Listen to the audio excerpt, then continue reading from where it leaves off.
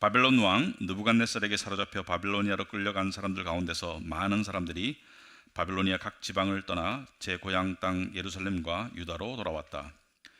그들은 스룹바벨과 예수아와 느헤미야와 아사랴와 라하мя와 나하마니와 모르드게와 발산과 미스베렛과 비그웨와 느훔과 바냐가 돌아올 때 함께 돌아왔다. 이스라엘 백성의 명단과 수는 다음과 같다. 바로스 자손이 2172명이요 스바데 자손이 372명이요 아라 자손이 652명이요 바한모압 자손 곧 예수아와 요압 자손이 2818명이요 엘림 자손이 1254명이요 삿두 자손이 845명이요 삭게 자손이 760명이요 빈누이 자손이 648명이요 부베 자손이 628명이요 아스갓 자손이 2322명이요 아도니감 자손이 667명이요 비그웨 자손이 2067명이요 아딘 자손이 655명이요 아델 자손 곧 히스기야 자손이 98명이요 하순 자손이 328명이요 베세 자손이 324명이요 하립 자손이 112명이요 기본 자손이 95명이다. 베들레헴 사람과 느도바 사람이 188명이요 아나도 사람이 128명이요 베다스마 사람이 42명이요 기랏 여아림과 그비에라와 부에롯 사람이 743명이요 라마와 게바 사람이 621명이요 믹마스 사람이 122명이요 베델과 아이 사람이 123명이요 느보의 다른 마을 사람이 52명이요 엘람의 다른 마을 사람이 1254명이요 하림 사람이 323명이요 여리고 사람이 345명이요 로드와 하딧과 오노 사람이 721명이요 스니아 사람이 3930명이다. 제사장은 예수아 집안 여디아 자손이 973명이요 임멜 자손이 1052명이요 바수올 자손이 1247명이요 하림 자손이 1017명이다. 레위 자손은 호디아의 자손들인 예수아와 간미엘 자손이 74명이요 노래하는 사람은 아삽 자손이 148명이요 성전 문지기는 살룸 자손과 아델 자손과 달문 자손과 악굽 자손과 하디다 자손과 소백 자손인데 138명이다. 성전 막일꾼은 시아 자손과 하소바 자손과 답비옷 자손과 게르손 자손과 시아 자손과 바돈 자손과 르바나 자손과 하가바 자손과 살메 자손과 하난 자손과 깃델 자손과 가할 자손과 르아야 자손과 르신 자손과 느고다 자손과 갓삼 자손과 우사 자손과 바세아 자손과 베세 자손과 무님 자손과 느비스심 자손과 박복 자손과 하그바 자손과 할훌 자손과 바슬릿 자손과 무히다 자손과 하르사 자손과 바르고스 자손과 시스라 자손과 데마 자손과 느시아 자손과 하디바 자손이다. 솔로몬을 섬기던 종들의 자손은 소대 자손과 소베렛 자손과 브리다 자손과 야알라 자손과 다르곤 자손과 깃델 자손과 스바다 자손과 핫딜 자손과 보게렛 하스바임 자손과 아몬 자손이다. 이상 성전 막일꾼과 솔로몬을 섬기던 중에 종의 자손은 모두 392명이다. 이 밖에 델멜라와 델하르사와 그룹과 앗돈과 임멜 등 여러 곳에서 사람들이 왔지만 가문이 밝혀지지 않아서 그들이 이스라엘의 자손인지 아닌지는 알 길이 없었다. 그들은 들라야 자손과 도비야 자손과 느고다 자손인데 모두 642명이다. 제사장 가문 가운데는 호바야 자손과 하코스 자손과 바르실레 자손도 있는데 이들 가운데서 바르실레는 길르앗 지방 사람인 바르실레 집안으로 장가를 들어서 장인의 이름을 이어받은 사람이다. 족보를 뒤져보았지만 그들은 그 조상이 확인되지 않았으므로 제사장 직분을 맡기에는 적합하지 않다고 생각해서 그 직분을 맡지 못하게 하였다. 유다 총독은 그들에게 우림과 둠밈을 가지고 판결을 내릴 제사장이 나타날 때까지는 가장 거룩한 음식은 먹지 말라고 명령하였다. 돌아온 회중의 수는 모두 42,360명이다. 그들이 부리던 남녀 종이 7,337명이요 그 밖에 노래하는 남녀가 245명이요 또 말이 736마리요 노새가 245마리요 낙타가 435마리요 나귀가 6,720마리이다. 가문의 우두머리 가운데는 건축기금을 내놓은 사람들이 있었다. 총독도 금 1,000다릭과 쟁반 50개와 제사장 예복 530벌을 창고에 들여놓았다. 각 가문의 우두머리들이 공사를 위하여 창고에 바친 것은 금이 2만 다리기요 은이 2200만회였다. 나머지 백성이 바친 것은 금이 2만 다리기요 은이 2000만회요. 제사장의 예복이 67벌이다. 제사장들과 레위 사람들과 성전 문지기들과 노래하는 사람들과 백성 가운데 일부와 성전 막 일꾼들과 나머지 이스라엘 사람들은 저마다 고향에 자리를 잡았다. 이스라엘 자손이 그렇게 여러 마을에 흩어져서 살고 있었다. 아멘. 우리 기도하시겠습니다. 하나님 아버지, 우리가 말씀을 읽었지만 이것은 단순한 글이 아니요 하나님의 거룩한 말씀에 기록된 기록입니다. 아버지 하나님, 저희들의 마음을 이 말씀을 통해서 주실 은혜가 있다고 생각합니다. 아버지께서 예비하신 은혜를 우리가 다 받아 누리기를 원합니다. 예수님 이름으로 기도합나이다. 아멘. 이스라엘 유다의 역사를 기록하고 있죠. 이스라엘 백성들이 기원전 586년에 거듭된 우상 숭배와 하나님의 경고를 무시한 그런 죄 때문에 바벨론으로 유배를 갑니다.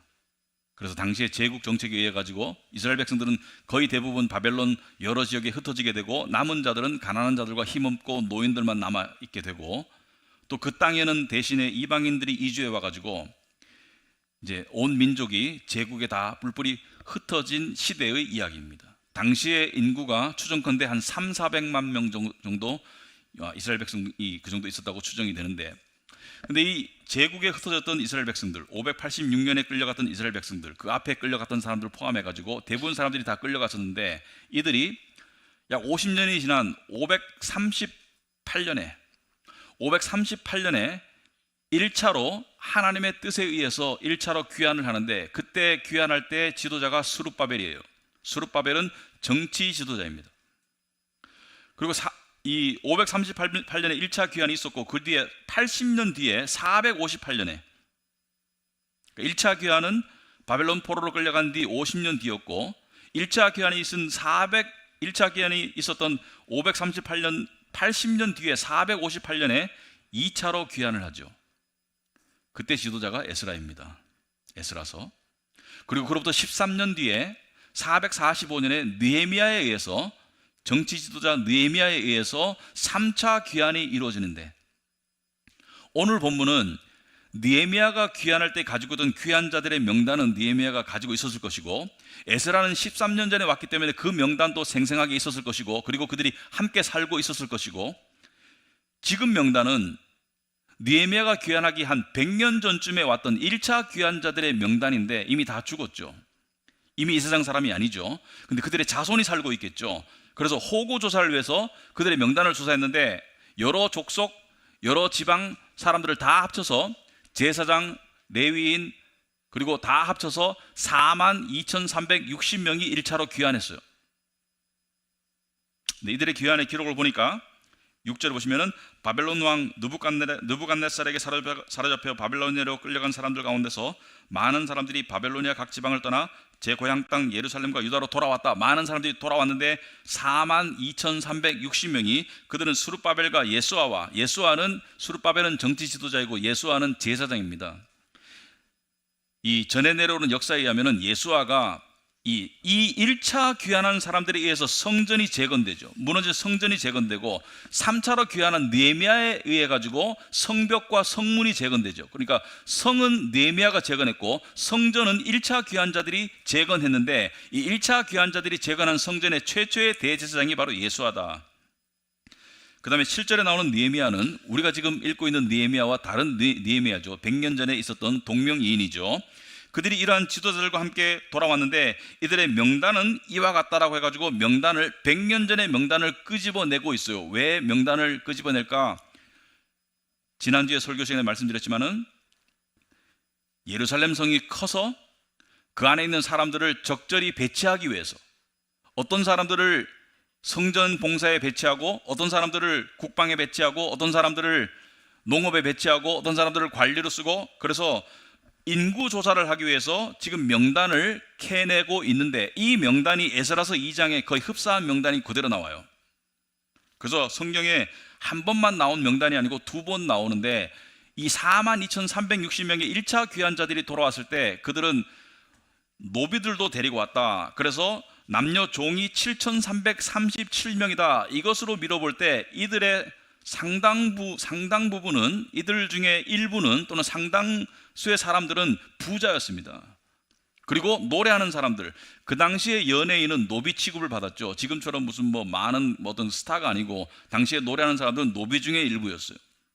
그리고 말과 노새와 낙타와 나귀, 그러니까 부동산은 가지고 올 수 없죠. 땅은 가지고 올 수 없지만 가지고 올 수 있는 재산은, 동산은 다 가지고 왔어요. 가축들과 그리고 금과 은과 옷, 당시에는 옷이 상당히 귀한 재산 목록이었죠. 그래가지고 이들이 이 재산을 가지고, 이 42,360명의 사람들이 노비들을 데리고, 종들을 데리고 재산을 가지고 돌아왔는데, 돌아오는 기간이 상당히 오래 걸립니다. 한두 달 걸린 기간이 아니에요. 긴 여정이었고 여러 제국에서 돌아왔어요. 그리고 이들이 와가지고 성전 재건을 위해서 건축 기금을 내죠. 그러니까 건축 헌금을 했는데, 금과 은과 또 제사장의 옷과 여러 가지 귀중품들을 건축 헌금으로 내었어요. 거기에 관한 기록이 70절부터 나와 있죠. 가문의 우두머리 가운데는 건축 기금을 내놓는 사람들이 있었다.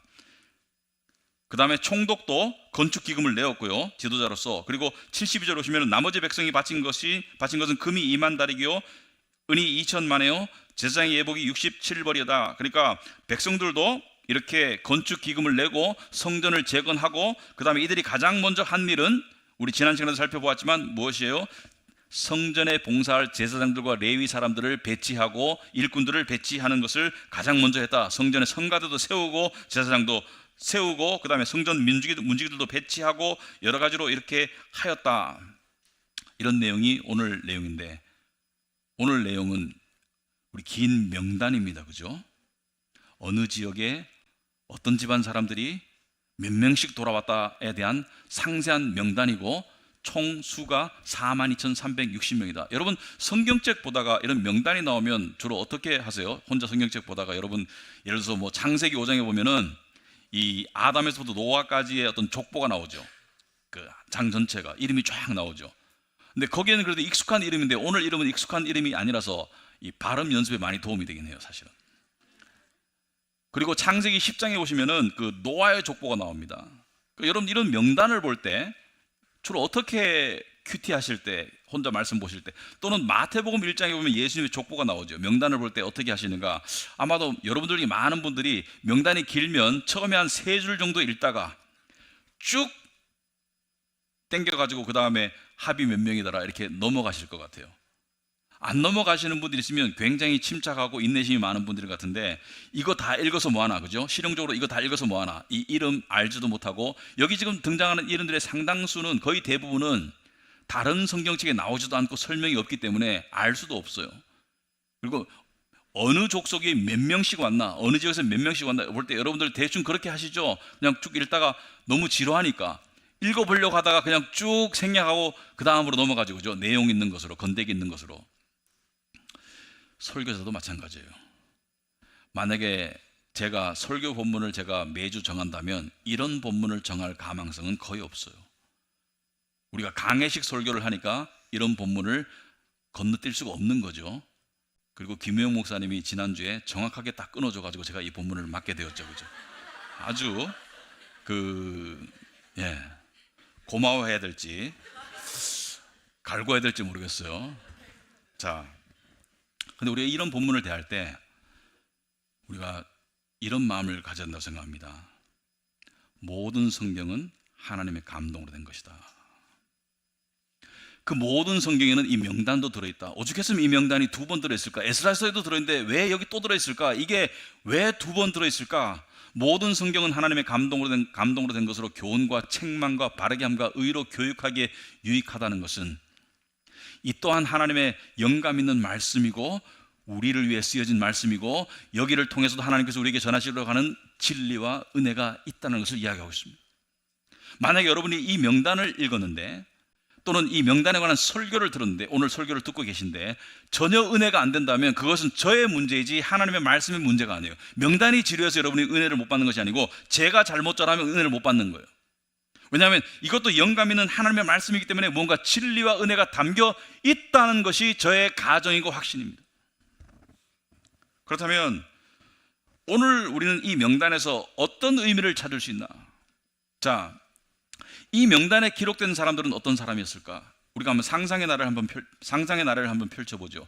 여러분, 바벨론 제국에 이주한 지가 50년이 흘렀습니다.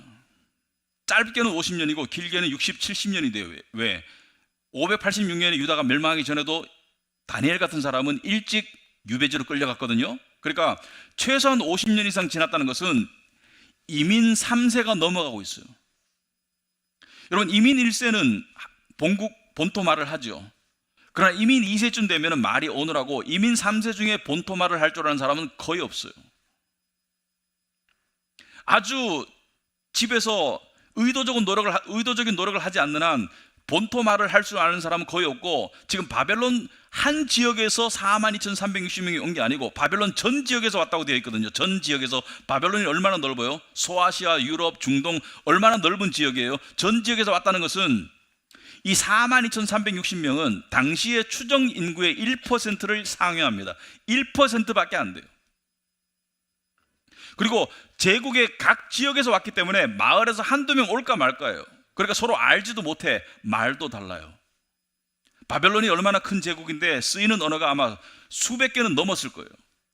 말도 다르고 문화도 다르고 이민 3세이기 때문에 서로 많이 다르고, 그리고 이들은 바벨론 제국에 이미 비록 자기 나라 땅은 아니지만 거기서 터전을 잡고 그리고 상당수는 부를 가지고 있음을 알 수가 있죠. 왜? 금과 은을 바쳤고 가축들을 데리고 왔고 종들을 데리고 왔다는 것은 어느 정도 사회적으로 경제적으로 갖춘 사람들이 왜 이 긴 여정을, 그 여정 가운데 죽을 수도 있었고요.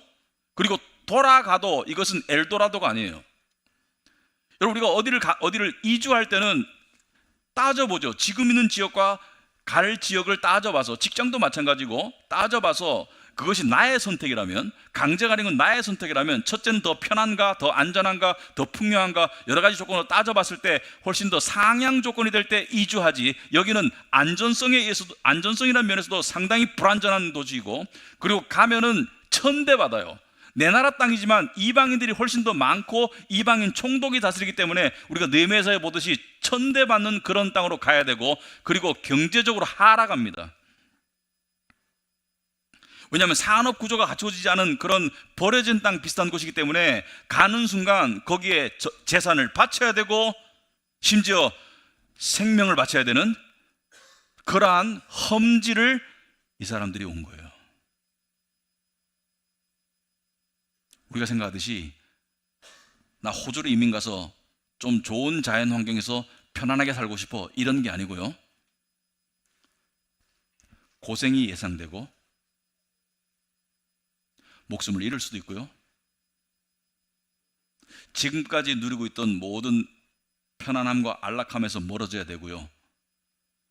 그리고 경제적으로 사회적으로 하락이 분명한 그러한 이주였습니다. 근데 이들은 왜 갔을까?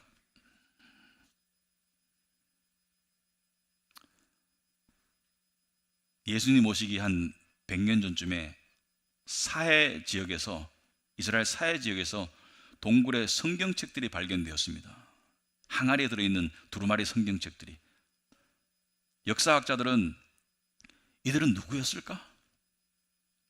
많은 사람들이 추정컨대 기존 사회에서 떨어져서 은둔자처럼 모여서 성경 필사에 온 생을 바쳤던 사람들이 남겼던 그러한 공동체였다. 그래서 쿰란 공동체라고 이름을 지어줬는데, 이들은 과연 누구였을까?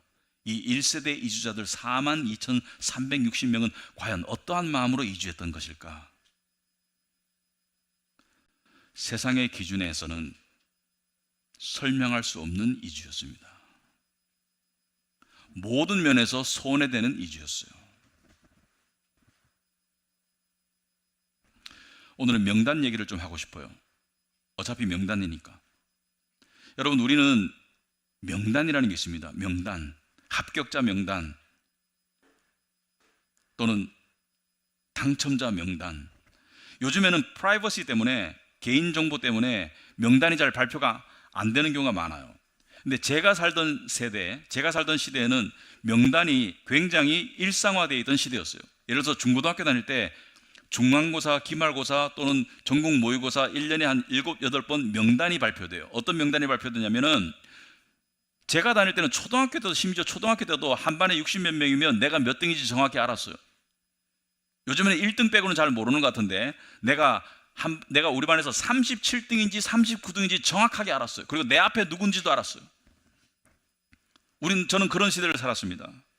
고등학교 때 지금도 기억이 나요. 한 학년에 한 700명 정도 된 것 같은데, 제가 다니던 고등학교 서울에 있었는데 700명 정도 되는 것 같은데 1등부터 100등까지의 명단이 발표돼요. 다행인 것은 꼴등까지 발표는 안 했어요. 근데 1등부터 100등까지 발표되는데 여러분, 그 명단이 발표되는 날은 영광과 수치의 날입니다.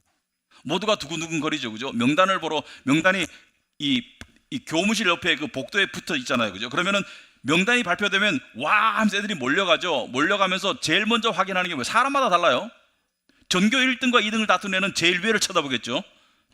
100등을 왔다 갔다 하는 애는 내 이름이 들어있는 날을 보겠죠, 그죠? 그래서 그 이름이 들어가 있고 위에 올라가 있는 애들은 영광의 순간이 되고, 거기에 이름이 없는 애들은 수치의 순간이 되고 좌절이 되고, 어떤 애들은 울고, 그리고 많은 애들은 안 와요. 왜?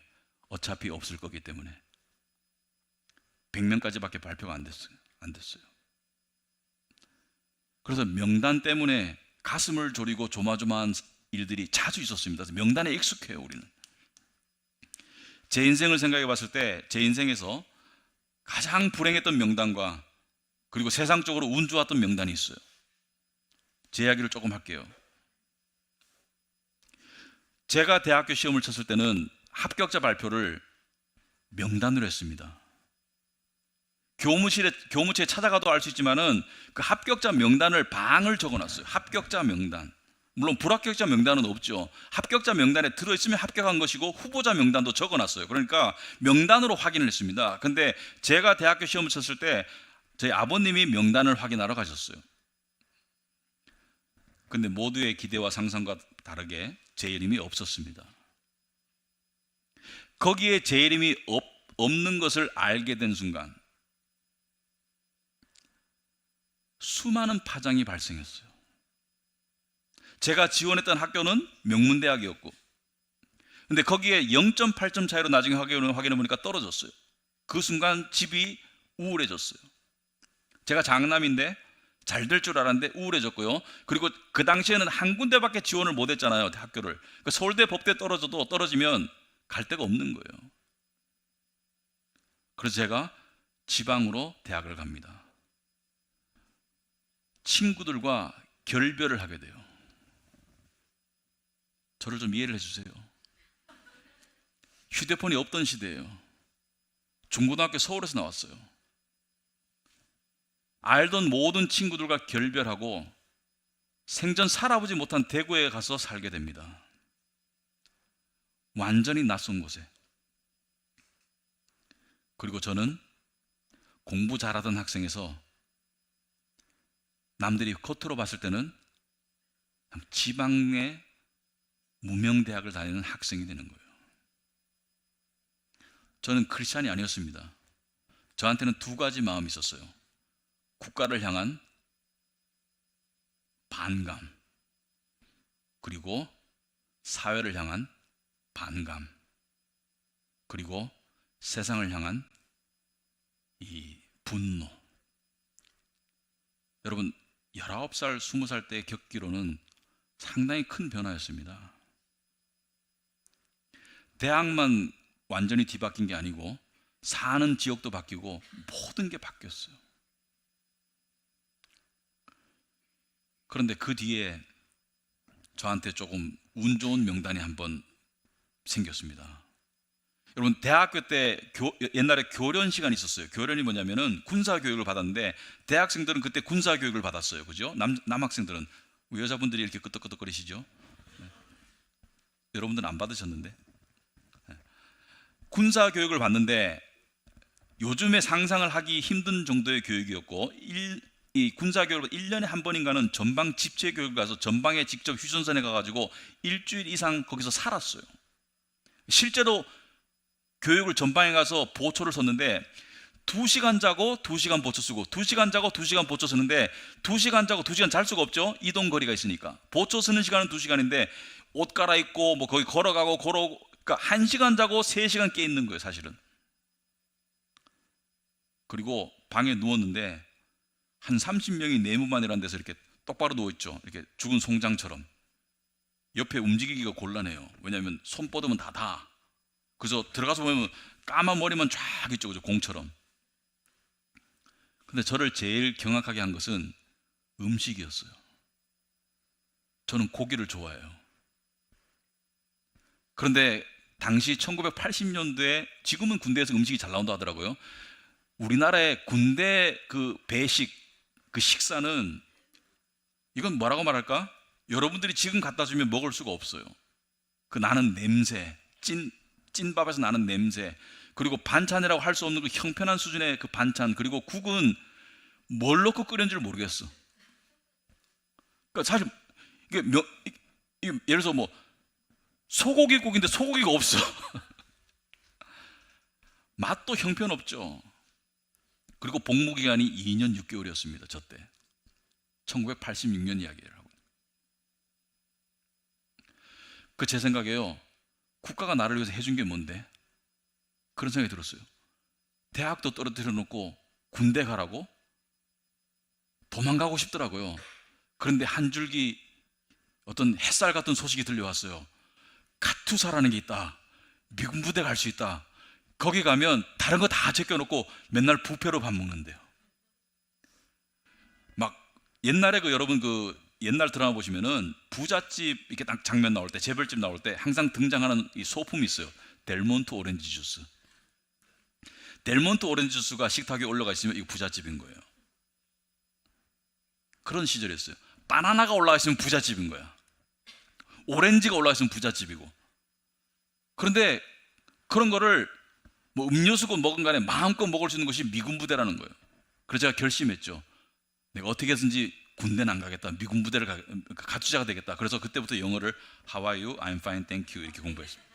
How are you? I'm fine, thank you부터 제가 21살인가 2살 때부터 여러분 절대로 좌절하지 마세요. 제가 How are you? I'm fine, thank you부터 시작했어요. 그래서 두드려 맞아도 I'm fine, thank you 그죠? 공부를 했었는데 그래가지고 시험을 쳐가지고 카투자에 붙었어요. 일단 큰 문제가 해결됐는데 카투자도 2사단이 있더라고. 전방 가면 거기는 훈련이 한국보다 더 힘들다. 그래서 제가 생각했죠. 그것도 싫어. 그래서 연구를 더 열심히 했어요. 카투자끼리 시험 쳐가지고 등수대로 가잖아요. 그래서 용산에 갔습니다. 제가 용산에 가니까 오후 4시 반 퇴근, 맨날 외출 가능하고 지방 가도 괜찮아. 다음날 출근 때까지만 오면 돼. 그러니까 당나라 군대. 이 군대가 아니에요. 토요일, 일요일 휴무. 그리고 아내가 별천지야. 지금은 그 아내가 아무것도 아니죠. 우리가 발전. 그때는 그 아내가 라스베가스고 밖에는 제주도예요. 옛날의 제주도. 그러니까 그만큼 차이가 많이 났어요. 그래서 제가 열심히 공부했죠. 그리고 그 안에 들어가가지고 독방도 쓰고요. 에어컨이 있었어요. 제 방. 그 당시에 에어컨 없었습니다. 우리나라에. 에어컨이 빵빵하게 나오고요. 총은 1년에 한 번 쏴봤습니다. 총 쏠 일이 없습니다. 그만큼 편했어요. 그런데 그 편안 속에서 저한테 이상한 변화가 나타났어요. 편하면 사람이 생각이 많아져요. 사람이 힘들고 고달프면 그냥 잡생각이 없죠. 빨리빨리 자야 되고 피곤하니까 지쳐 쓰러지고. 근데 하는 일 없이 편하니까 생각이 많아져요. 근데 그때 제가 했던 주된 생각은 한마디로 죽음입니다. 사람은 죽는다. 저녁에 딱 누워 있잖아요. 천장을 보고 있으면 죽음에 대한 생각밖에 안 나요.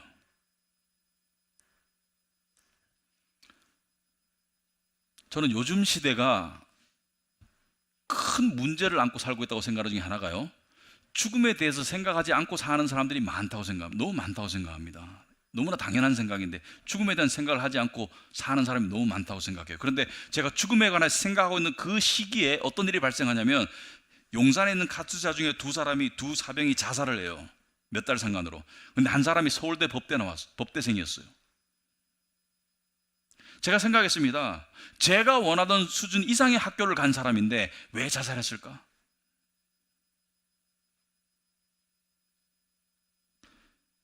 여러분, 죽음에 대한 생각을 하잖아요. 살 맛이 떨어집니다. 살고 싶지가 않아요. 술을 마시게 돼요. 허무하니까. 그런데 처음에는 밤에만 생각했는데 나중에는 낮에도 생각하더라고요. 낮에도 틈만 나면, 그러니까 생각해보죠. 나도 젊으니까 꿈이 있을 거 아니에요. 제대해가지고 영어 열심히 해가지고 취직 좋은데 하고, 가투사 나오니까 영어 잘할 거 아니에요. 취직 좋은데 하고, 좋은 여자 만나서 결혼하고, 그리고 좋은 가정 꾸리고, 성공하고, 대학원 가고, 학벌 세탁하고, 뭐 여러 가지 생각을 하겠죠. 그런데 계획하고 하면 끝이 뭐예요? 끝이 죽음이에요. 내가 평생을 피땀 흘려서 무엇을 이룬들 간에 나중에 그 이룬 것이 나와 결별할 날이 와요. 영원히. 제가 생각했습니다. 성실하게 사는 게 무슨 의미가 있나? 왜 성실하게 살아요? 죽는데. 그리고 어디까지 생각 들었냐면, 왜 착하게 살아요? 뭐 하려고? 착하게 살아서 내가 좋은 게 있어요, 별로?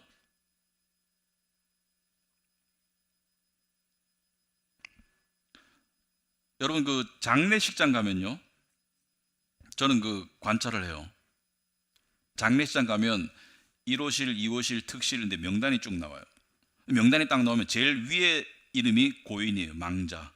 이 세상에 안 계신 분. 그분의 이름 밑에 자손들의 명단이 나와요. 이 세상에 살아있는 사람. 그런데 선이 굵직하게 꺼서 구별하거나 아니면 바탕 색깔이 좀 달라요. 망자의 이름이 적혀있는 그 컬럼과 산자들의 이름이 적혀있는 그 컬럼의 색깔이 달라요. 그래서 구별이 돼요. 망자는 주로 한 분이죠. 그런데 여러분, 그걸 보면, 냉소적으로 보면 이렇게 보여요. 제 눈에는 밑에 있는 사람들도 곧 그 위에 갈 거예요. 시간의 문제이지 밑에 손주들도 결국엔 그 위에 갈 거예요. 모두가 다 그 위에 가게 되어 있어요.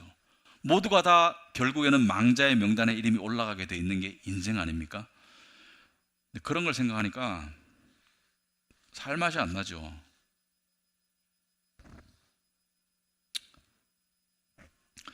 요즘 사람들이 죽음에 대해서 왜 생각 안 하냐면요, 생각해가지고 좋을 게 없거든요. 생각하니까 살맛도 안 나고, 생각하니까 생산성도 떨어지고, 생각하니까 행복하지도 않고. 근데 왜 생각해? 실용주의적으로 왜 생각해? 그냥 사는 생각만 해. 죽으면 끝이야. 이렇게 생각하는 게 마음 편해. 죽음에 대해서 생각 안 해요. 근데 죽음에 대해서 생각하지 않고 하나님 만날 수 있어요, 없어요?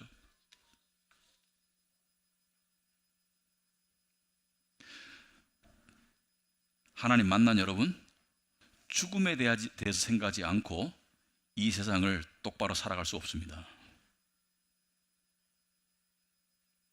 죽음에 대해서 생각하지 않고 믿음 신앙인으로서 살아갈 수 없어요.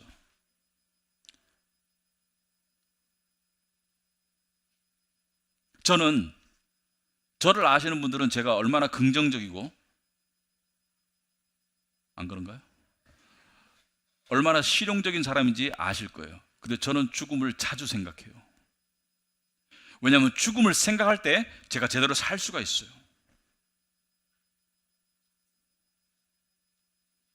그런데 명단 얘기로 돌아가가지고요, 여러분, 이 세상에는 많은 명단이 존재합니다. 수많은 명단이 존재해요. 뭐 합격자 명단, 뭐 입사 시험에 붙은 사람들 명단, 주택 청약에 당첨된 명단. 그런데 우리에게는 이런 구체적인 명단 말고도 또 다른 종류의 명단들이 매일매일 우리의 삶을 엄습해 와요. 예를 들어서 여러분, 이 기사를 읽다 보면 뭐 중산층 이상이 되려면 그런 명단이 있어요, 그죠?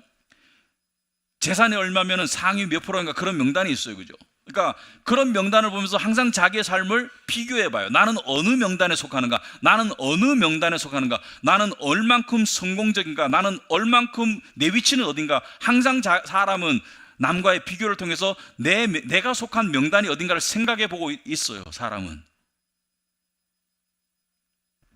예수님께서 이 명단에 관해서 한번 말씀하셨습니다. 한 번은 예수님께서 72명의 제자들을 놓고 12제자 포함해서 72명의 제자들을 훈련시켜서 너희들을 짝지어서 두세 명, 서너 명 짝지어서 각 마을, 각 고을로 보내면서 잃어버린 양들에게 가가지고 하나님 나라를 전파해라. 가니까 예수님께서 주신 능력 때문에 가니까 귀신을 쫓아내요. 그죠? 귀신을 쫓아내고 병자가 낫고 하니까 이들이 신나서 돌아왔어요. 예수님께 돌아왔어요. 그래서 사역 보고를 하는데 예수님, 우리가 가니까 귀신이 내쫓아지더라고요. 여러분, 귀신이 내쫓아진다는 것은 오늘날 문맥으로 이해하지 마시고요. 당신은 모두가 유신론자예요. 모두가 신의 존재를 믿고 모두가 영적 세계의 존재를 다 믿었기 때문에 귀신을 내쫓는 자가 1등이에요. 귀신을 내쫓는 자에게는 부귀와 영광이 따릅니다. 왜? 귀신을 내쫓을 수 있는 사람에게는 사람들이 몰리게 되어 있고 그리고 그들에게 재물을 바치게 되어 있어요. 그래서 귀신을 내쫓으면 이것은 엄청난 비즈니스가 되는 거예요. 그래서 사도행전에도 보면은 귀신을 내쫓는 그 여자아이 때문에 돈 버는 사람들 이야기가 나오듯이 귀신 내쫓으면 성공이 보장되는 거예요. 그래서 이 72명이 와가지고 세상적인 기준에서 말하기를, 예수님, 주님, 우리가 가니까 귀신들이 우리에게 복종하고 귀신들이 떨어져 나갔어요. 기적이 일어났어요. 사람들이 우리를 존경하고 우러러보고 우리가 갖다 바쳤어요. 이런 말까지 기록이 안 됐지만 그 뻔할 뻔짜 일어났던 뻔할 뻔짜 일인데 예수님이 뭐라 그랬어요? 귀신이 내쫓기는 거 가지고 기뻐하지 말고 너의 이름이 생명책에 기록된 것을 기뻐하라 그랬어요.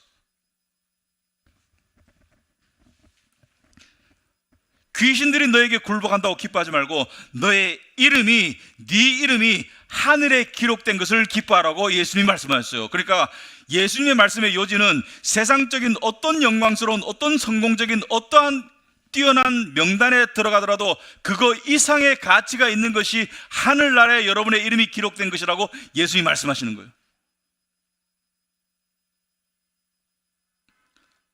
이것을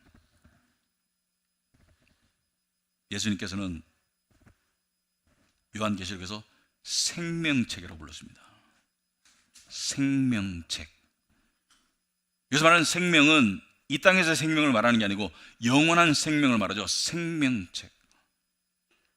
예수님께서는 이 명단의 중요성에 대해서 복음서에서 이렇게 말씀하셨습니다. 사람이 온 천하를 얻고도 자기 목숨을 잃으면 그게 무슨 소용이 있느냐. 역으로 말해서 사람이 자기 목숨을 되찾기 위해서, 지키기 위해서 무엇을 안 내놓겠느냐 이렇게 말씀하셨어요. 무엇을 안 내놓겠느냐. 여러분의 목에다가 누가 칼을 들이대고 여러분이 가지고 있는 소유, 그러니까 가족 말고 여러분이 가지고 있는 재산적인 소유 중에 어떤 것이든지 안 내놓으면 죽인다고 말할 때 여러분이 아파트를 안 내놓겠습니까? 적금을 안 내놓겠습니까? 여러분이 전 재산을 안 내놓겠어요? 여러분을 죽인다는데 왜? 여러분의 생명이 여러분의 재산보다 더 중요한데.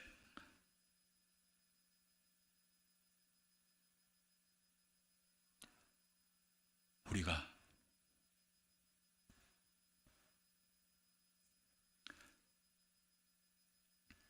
하늘나라에 생명이 보장된 명단에 이름이 기록되었다는 것은 논리적으로 말할 때 빌 게이츠나 워런 버핏이나 어느 누구도 우리의 발도 못 따라와요.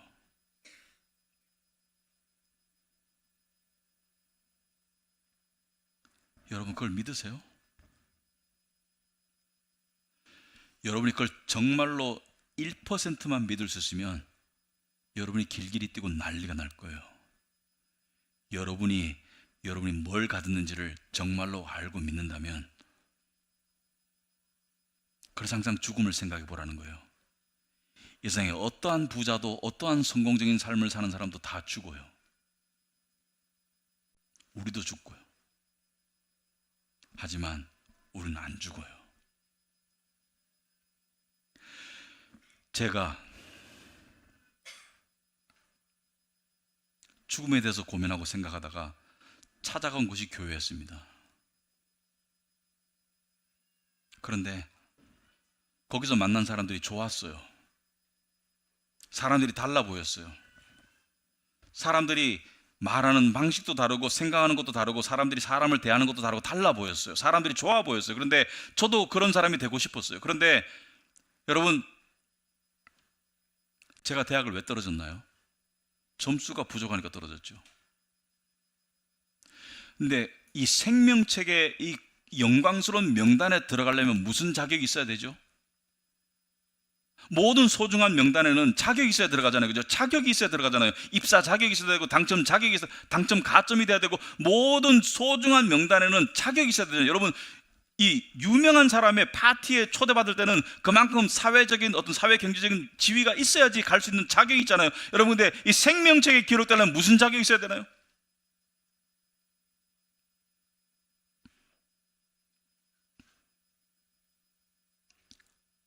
죄인이어야 되죠. 죄인이어야 되죠.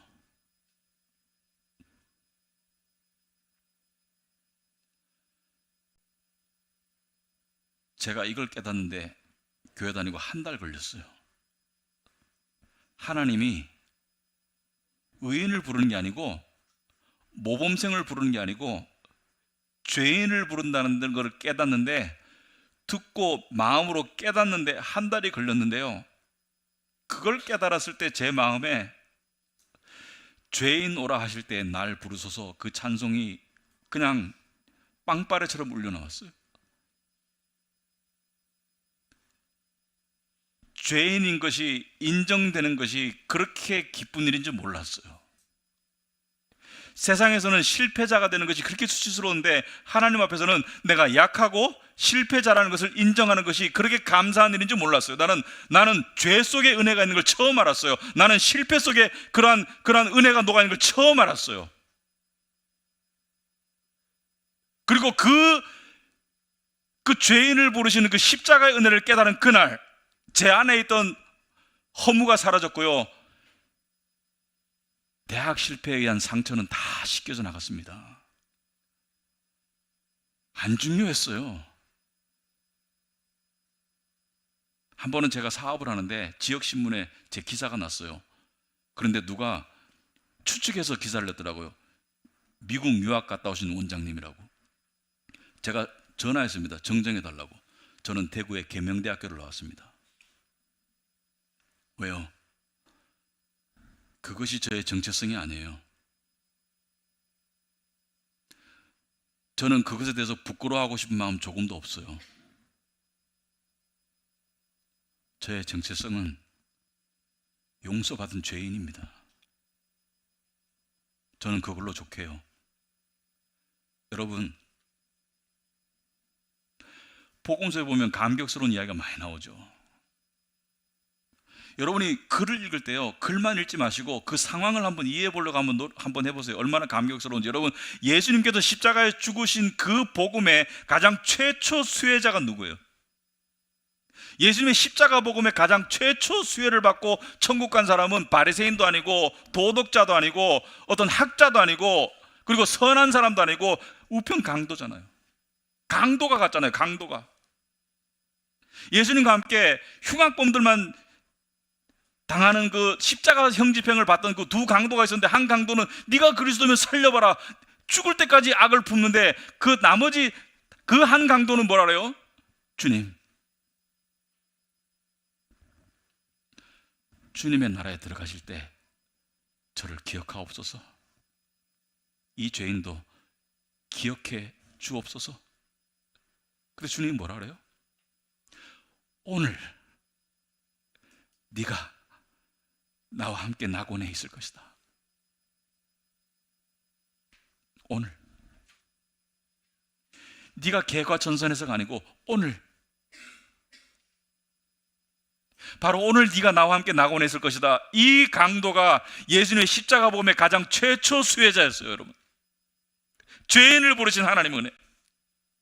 이 구원의 명단에 들어가는 데는 아무런 자격이나 노력이 없고요, 내가 죄인인 것을 알면 돼요. 이게 복음입니다. 여러분, 이게 복음이에요. 여러분, 바벨론에서 살다가 그 험한 예루살렘으로 돌아갔던 그들은 왜 돌아갔을까요? 아까 제가 물어봤죠. 왜 돌아갔을까요? 바로 믿음 때문에. 믿음이 그들로 하여금 그런 극단적인 선택을 하도록 만드는 거예요. 여러분, 우리도 오직 믿음으로 이 생명책에 기록되어 있고 천국에 하늘나라 예루살렘 도성에 들어갈 수 있죠. 오직 믿음으로. 근데 우리는 이 땅의 냉엄한 현실을 살아야 되죠.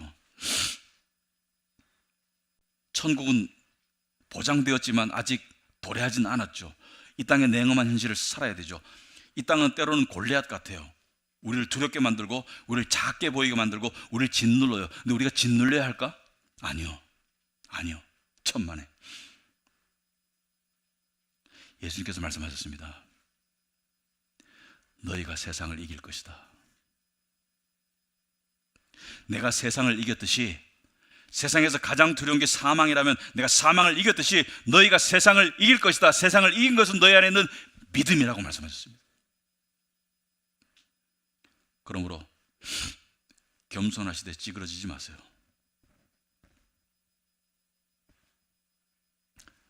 하나님 앞에서 약해지시되 비굴해지지 마세요. 세상 앞에서. 여러분이 생명줄에, 천국의 생명줄을 한 손에 잡고 있다면 한 손으로는 믿음의 정신줄을 잡으세요. 생명줄을 잡은 자가 이 세상에서 정신줄을 잡을 수 있습니다. 우리는 이 세상에 유일하게 존재하는, 그리스도인은 유일하게 존재하는, 바르게 생각할 수 있고 바르게 판단할 수 있고 바르게 살아갈 수 있는 유일한 존재입니다.